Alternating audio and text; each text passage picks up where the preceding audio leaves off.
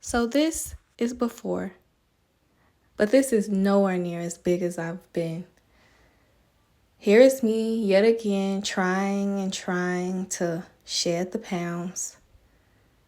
On the outside, bubbly, laughing, making light of it, but on the inside, not knowing if I would ever reach the goals that I was trying to achieve with my health, with my weight, with my body, because I was believing the lies that kept me from the after. In today's video, I'm going to be talking about how I went from bound to free. Hey Fasties! And if you're new, welcome. My name is Reese and this is the Fast Track to Health, where we use fasting to lose weight, become healthy, and to maintain. Yeah, I just finished getting my nails done. On my way to go get my toes done right now. But I just wanted to take a second and talk to y'all about one of the lies I believed that kept me fat.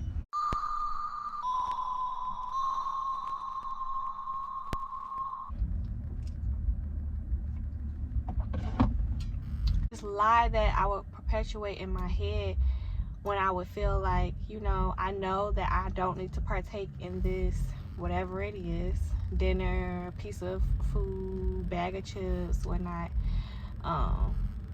But that just like I would be missing out, but not only missing out, but just like that my life would not be enjoyable if I didn't have that specific item at that specific moment.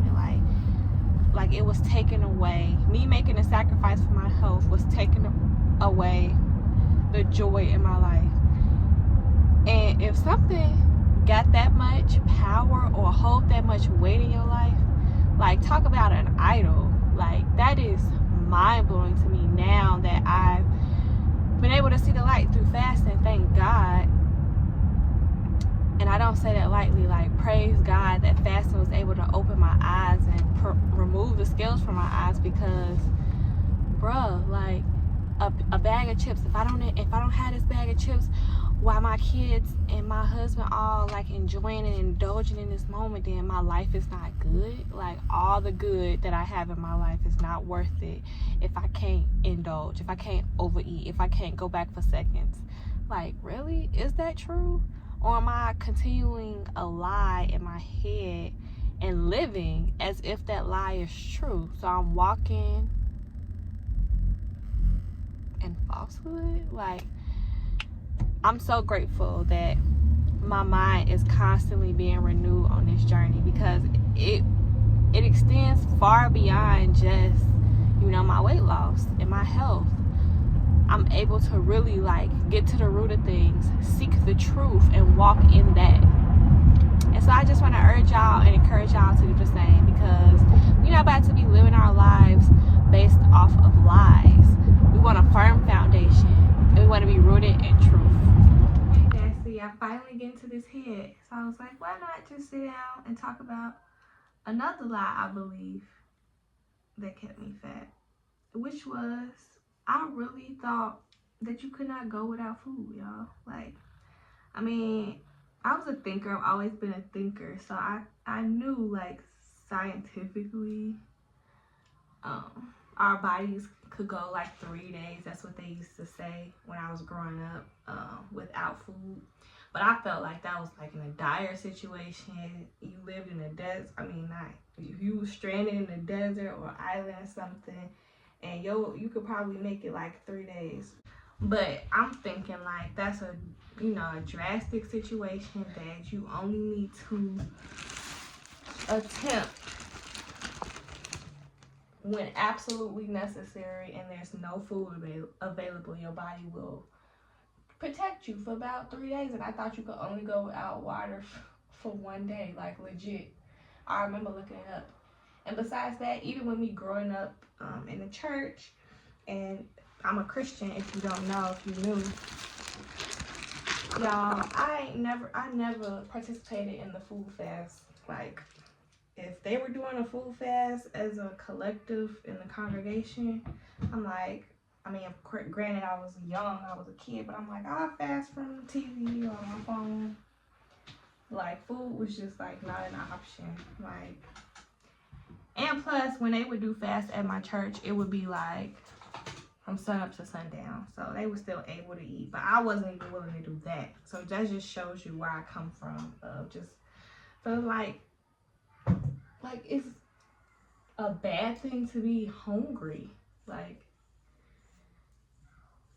it's okay to not eat all the time, all day long. And I really, like, that might sound like really simple and like elementary, but I really did not believe that like I could go without food, y'all. Which would explain why I was so overweight, because like every single day I'm eating, and not only that, I was overeating. So just put myself in a really bad spot when it came to giving my body time to rest, digest the food, or even the times when I would overeat, you know, allowing my body to burn it off. And then when I started moving less as I got older, which inevitably happens in our world, the type of work we do, or just, you know, kids are just way more active than adults, majority of the time, I just put on the weight. Put it on, and there was no coming back until there was that mindset shift, and I realized, light bulb went off. Girl, you don't have to eat every second of the day. Which brings me to the last of the 3 I'm going to do today, lie that kept me fat, was just believing that it was too hard. Like, it was too difficult for me to do. Like, I tried and I tried and I tried, and I failed so many times that I believed that what I needed to do to lose weight it was just too hard for me. And now that I'm actually doing it, I can attest that, I mean, there are times when it is going to be hard, but not for the reasons why I thought it was hard. Like, it's hard because it's hard to change habits. It's hard being uncomfortable. It's hard doing things that's good for you over what you want to do. Like, yeah, that's hard, but I felt like physically, like, it would just be entirely too hard for me to cope, or, you know. And it's like, once you get to the other side of that, you realize that it's definitely doable, but sacrifices do have to be made. And it's so crazy because I was able to see it in other areas of my life. Like, with me growing my natural hair, like, this has been a journey. I've been natural for 10 years, grew my hair to waist length, hair fell out from COVID, and I'm growing it back now. But like, just even to have healthy hair, like, you gotta clip your ends. A lot of people don't like to clip the ends. For me, it clipped. Like, oh, clip off them dead ends so your hair can thrive and grow. Same thing with my life. I needed to let go of some things that wasn't serving me, but it just, I was clouded in the area when it came to food because of how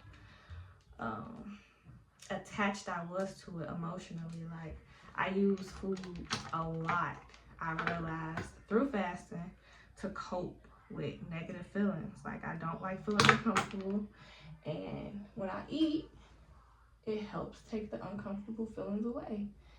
And so I didn't want to give that up. Like that's way too difficult.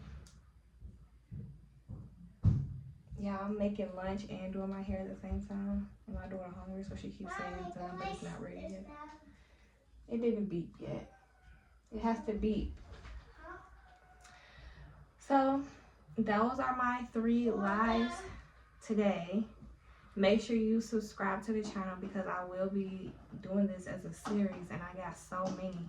And if you want to get an inside view of the type of mind that kept me where I was for over a decade, then you need to be tuning into these videos right here. And if you relate to any of these, make sure you comment that in the comment section below and like the video, because, you know, it's always good for us to know we're not alone.